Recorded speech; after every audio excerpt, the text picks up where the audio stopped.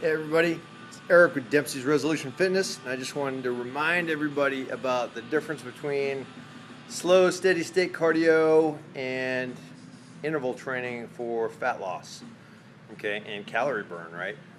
We want to invoke the EPOC principle, right? Excessive post-exercise oxygen consumption, right? We want to burn calories with an elevated metabolism for up to 12 to 36 hours after our workouts. So what we want to do is, instead of just getting on a treadmill for 8 hours at level 4, and listening to your iPod, reading your book, and going real slow, having a great time, a walk in the park, you want to start by utilizing the 3 stages of fat oxidation, right? So you want to mobilize, transport, and oxidize the fatty acids in your bloodstream, get them to the muscles, and freaking use them as fuel so you'll actually burn them, right? So to mobilize, we want to start with sprints, okay? We want to pull the fatty acids out of the adipose cells, get them into the bloodstream, right? So we're going to start with sprints, some type of sprints. So you can use any type of sprint workout you want, but you need to do at least, in the 90 percentile on exertion, right? So a 9 out of 10 on the exertion scale. So you want to do some sprints. Now the targeted fat loss program I use starts with 9 minutes of sprints. You do 1 minute super fast, and then you slow down for 2 minutes, okay?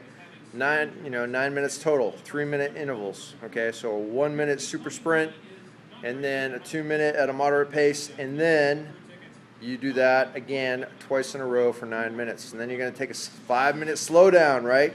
Now this is the part after your sprints, regardless of your sprint workout, you want to go ahead and put a pause in there and let all those fatty acids that you pulled out of the fat cells, and now you're transporting them into the bloodstream. You want to let your heart pump all that fat and get it to your muscles, right?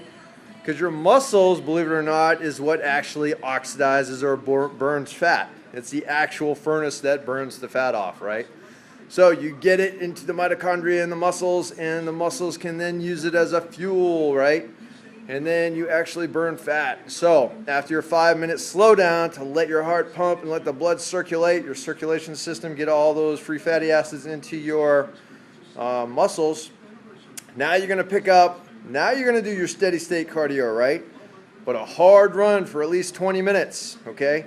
A hard run for 20 minutes at least a 6 out of 10 on the exertion scale, right? So you're going to push yourself. You're not sprinting, you're not jogging, you're in the middle, shouldn't be able to talk, right? Should be working on your breathing and your stride. A really solid hard run for at least 20 minutes. And then you're going to cool down for a couple minutes, lower your heart rate, and then you're going to stretch real good using static stretching, post-workout static stretching, okay? So just to recap, targeted fat loss cardio instead of just steady state cardio, right? High intensity interval training is a portion of that, right? Now high intensity interval training is awesome by itself if that's all you have time for. You just want to implement your sprint workout, right, as opposed to something slow. So, but in my program, Targeted Fat Loss Cardio Program, it is just the beginning portion, okay? So it starts with high intensity interval training, 9-minute circuit of 1 minute super sprints followed by a 2-minute slowdown, okay? And then you're going to go to a 5-minute slowdown, super slow, walking, crawling along, letting that blood circulate, getting those fatty acids into the bloodstream, and getting them into the muscle, right? Circulating through your system, getting them into the muscles so the mitochondria can burn them. Woo, right? Now we're going to oxidize fat with a hard, steady run, okay? At least 20 minutes at a 6 out of 10, okay?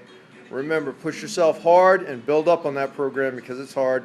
But as long as you're using any type of sprint workout and any type of thing in that kind of series of mobilize, transport, and oxidize using that concept, you're going to have much more success than getting on a treadmill for, an hour just going slow.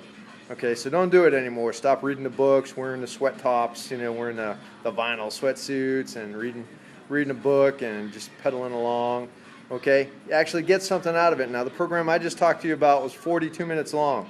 In and out, 42 minutes, and that's actually going to invoke EPOC, and it's going to burn fat, for real, okay? So stay away from the steady state cardio, that's old school. and start doing targeted fat loss cardio with high intensity interval training. Okay? You have a great day, and I'll talk to you again soon.